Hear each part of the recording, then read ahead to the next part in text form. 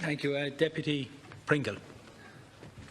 You're sharing your time? Sharing time with Deputy Sapone. Thank you. 5 minutes each.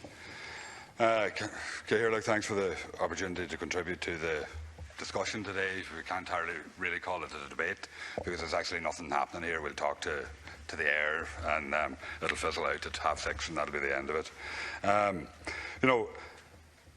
it. What we see at the minute in the media is these emerging details of what we see as speculation about the deal that has been done between Fianna Fáil and Fine Gael in relation to water charges, and talk about a commission of investigation or whatever that's going to look at a proper charging regime. But what it does show is that Fianna Fáil are not really opposed to water charges at all, and they're just using it as a mechanism to make it look like that they're driving a hard bargain in terms of negotiating with going into government with Fine Gael, and also wanting to maintain their domination of the opposition benches as well while they're at it. So that shows, and it shows clearly to the people in the country that that is the case, and that when the moment is opportune for them, they'll go along with whatever charging regime is decided from by this commission, whether it's in a year or 2 or 2.5 years' time or whatever, because we hear talk about 9 months to report for this commission, but it'll probably take a number of months for the terms of reference to be established, for it to be appointed, to get up and running, and we'll hear about delays then. So they'll achieve their moratorium on water charging, probably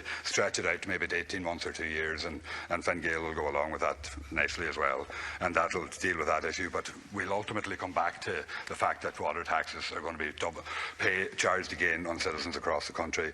And it is a fact that citizens are paying twice for water charges. It has been said here that it's the difference between whether you take it out of your left pocket or your right pocket, but in actual fact you're taking it out of both pockets, because citizens are already paying for water and have already paid for water. And you'd think, listening to the government benches in this House, that before the establishment of Irish Water in 2014, absolutely nothing ever was done in terms of water services across this country.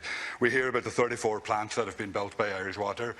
The groundwork and the preparation for all those plants was done by the local authorities all over the years, and the real problem with water services in this country prior to the establishment of Irish Water was that the Department of the Environment, through the government, withheld money constantly from the local authorities and held up every stage of the process for delivery of a project. Local authorities weren't given the ability to actually deliver projects in a timely fashion, as they had to wait at every step along the way for approvals from the government, and the department held everything up in that way, and that's how they set out to do their business. So this myth that Irish Water is this dynamic organisation that's delivering all these projects, that is actually just that, just a myth.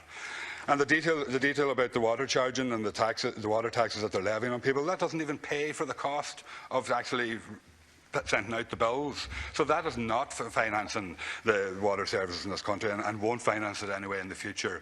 And then we talk about this myth then about that it's a big conservation objective and a big conservation measure.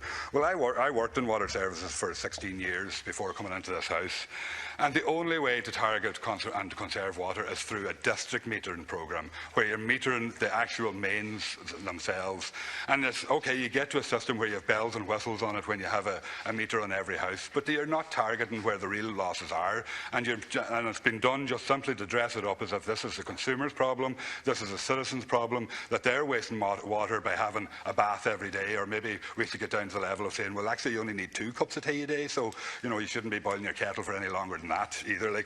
And that's the problem. The losses, and the vast majority of the losses in the water system, take place on the mains and do not take place in the houses and the households of consumers. And even with a proper district metering programme, you'll actually identify the households that have the losses, and you can target those to get them fixed. But you'll also target the mains and get those repaired and get those leaks repaired. And that's the only way that you'll conserve water and actually save water and save in production costs across the country. And then you'll achieve some real change.